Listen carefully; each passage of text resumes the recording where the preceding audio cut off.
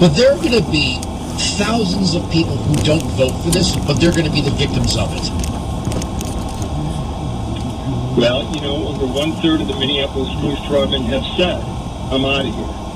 That's 300 plus police officers. They should have about 850. They're down to 550 or so.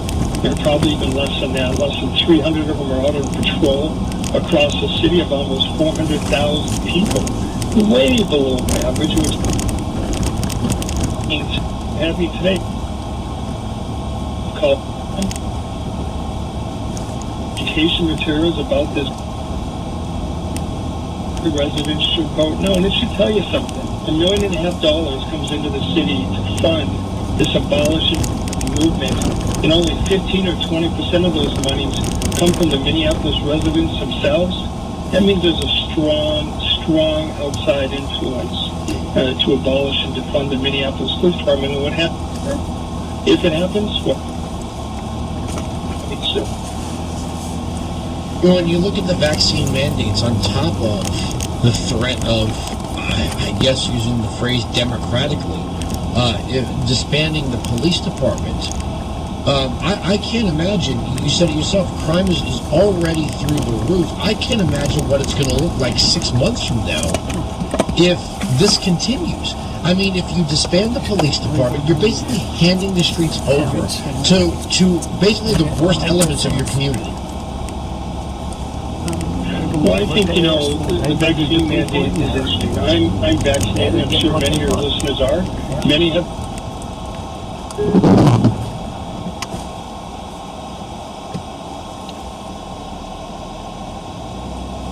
If they want to be vaccinated or not. But to force that mandate on top of already 1/3 below staffing just means that this problem will be exacerbated quickly. And that only rules in favor of the people out there wanting to do us harm. And quite honestly, they're winning every the streets of Minneapolis at this rate. If let's say we have this vote to disband the police department and the crime goes through the roof, then people say, okay, we really messed up here. Why would anyone who would otherwise make a good police officer want to work for the city of Minneapolis if they even still live there? That's another great point you make. I've been a police officer for 37 years, 25 years of Minneapolis police, and then 12 years as sheriff of the county, including the Minneapolis metropolitan area. And quite honestly, it's really hard to retain and recruit police officers. They don't have any support from their elected officials.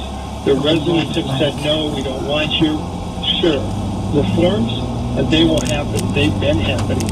But to abolish and defund, to throw the baby out with the bathwater, literally, it just doesn't make sense. Why don't any of the lawmakers bear any responsibility? When people talk about the police department, and it crack down these ordinances, whatever it is, police officers, the laws, right? Job is to enforce. If you have a complaint about the way the city's governed, take it up with your elected officials. You elected them. The idea that you're blaming the police department for some of the things, you look at some of the things that these cities have done, where they create, just let's be honest, stupid ordinances in some cases. When I think of some of these stupid ordinances, you can't smoke a cigarette 50 feet from the entrance of a park or something. No, I don't know anyone that goes to the academy and says, why are you going to the academy? I want to stop people 50 feet from a little park. I have children and all that, but honestly, there's better ways to do it. That some of these city governments that obsess with passing ordinances after ordinances after ordinances, all they're doing is increasing the number of times per day law enforcement is going to interact with people with a potential negative outcome. And I don't expect that any of these cities are going to become, bastions of libertarian thinking, but maybe voters, instead of looking at disbanding the police department, ought to look at the volumes of ordinances these cities have instilled. Well, I think you're right about elected officials take no responsibility whatsoever. Just think about this. 13 Minneapolis City Council member, 1 mayor. That's who those police officers, the men and women who work really hard, the neighbors at your church, in your community, out trick-or-treating the other night, that is their bosses. And they have said, you know what? We don't want you. Not just that we can do better, they simply don't want. The one thing I know for sure is if this ballot amendment passes and they defund and abolish the Minneapolis Police Department as we currently know it, it will now put 13 people in charge of a Minneapolis Department of Public Safety. One thing I know for sure after 37 years of policing is when everyone is in charge, no one's in charge. And that's the way they like it. Chaos. Well, what about, okay, well, I noticed that, especially in Minneapolis, some of these people have gone out and hired their own private security. I find that interesting. What happens a lot of times with the police department in these major cities, when crime goes up, they all run on, they're going to crack down on crime. They live there too. They want safer streets for you and your kids, right? So they say to they call up the police chief, they call up the commanders, they say, bring down the crime rate, get tough on the streets, blah blah blah blah blah. And then they do that, and then you get the activists, the left, the media. There's police brutality in our fair city, and then the very same people call the police and say, we're going to hold a press conference and talk about police brutality. We're not going to tolerate that in the city of Minneapolis anymore. And they make the same phone call to the chief and the commander, say, hey, you need to back off here. It's like the politicians don't have a spine when it comes to this stuff. They want to be out in front of it on both ends. Well, one of my favorites is DFL Congresswoman Ilhan Omar from Minneapolis' 5th Congressional District. She is one of the most vocal advocates of abolishing and defunding the Minneapolis Police Department, saying that the officers have not lived up to the oath of their badge. But the reality is, look who spent $22,000 on her own private security over the last several months for this abolition. Again, your listeners are much more intuitive and smart than this. They understand the idiosyncrasies and the irony with all this. But that's it in a nutshell. I can't imagine what the reaction is going to be. Police officers, like I said, they get a bad rap from certain segments of society for being, unfun, right? They're the fun police. If you're having a party and the noise gets, it's called the police show up, they tell you to turn it down, right? Nobody wants to be told to turn down the party. People want to have fun, and they see police as kind of the hall monitors. But you forget that children go missing, they get kidnapped, rapes occur, home invasions occur, carjackings occur. Violent crime is a real thing, especially in major cities, and some, community activist group of people in safety orange vests with clipboards constituting the Department of Public Safety is not going to be equipped to deal with real violent crime and violent criminals. Well, I think you're right on the money with that. I mean, this fear of crime in this election cycle, and particularly in this ballot initiative in Minneapolis, is the biggest issue. And, well, should I stay living in the city? And businesses are asking, should I try and maybe grow my business in the city? And everybody's asking, can I rely on the police department to keep me safe? And everybody says that we want the police to be held accountable and we want fair policing.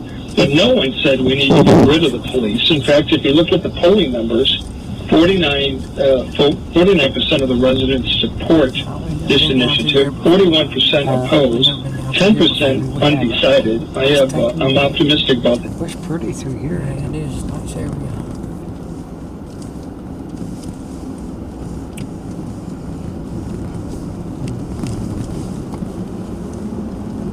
They don't want. They are the true victims of the crime, the gunshots, the murders, the carjackings. That's been going on. It is. Do we really think this is going to happen? I mean, people get all sorts of, getting signatures from whatever the minimum threshold is to get something on the ballot doesn't mean that it's likely to pass. I mean, we're talking about this, and we've gone for all the worst case scenarios, but really, It makes it seem the day these longer people. than it is, but it is longer than. What is? Going into this morning, last couple of days, I thought it was about a 50-50 with a slight margin there. But I take nothing for granted, quite honestly. And as I think about this, tomorrow morning when Minneapolis police officers wake up and there's supposed to be a roll call at 6 or 7 o'clock in the morning for day watch, what do you think they're going to be thinking? Either way, this is a lose-lose proposition for both the police officers, the city, and particularly the residents of Minneapolis. I was born and raised in that city. I spent the better part of my 37-year career working in and around the city providing public safety policing services. I'm proud of my service. I'm proud of the men and women I worked with. They deserve our support, not what the city council and others are giving them now, taking this to a ballot and a vote today, November 2. They don't deserve that. Well, it's 51%, right? It's all right. This is amending the city's charter. Is it like amending the city's charter? I mean, so far I've been reading it's a simple 51% that would trigger. That's a little crazy. But did anyone include any provisions that would deny public funds for private? The Mary, why should they have protective deed? Get rid of that shadow there if you can. You know what's even more amazing, honestly? I mean, you hit high points here. But at the end of the day, this takes effect 30 days from November 2 if it passes today. So this plan would take effect in 30 days. There is no plan. There's been no outreach to the public. They haven't told the residents of the city, the business owners, the people who live, work, and play in the city anything about what is. Even the chief of police, who's an African-American who's done a fairly decent job, a great job, quite honestly, under some adverse conditions, he said, hey, look, I was expecting a plan over the last several months. I would have taken a drawing on the net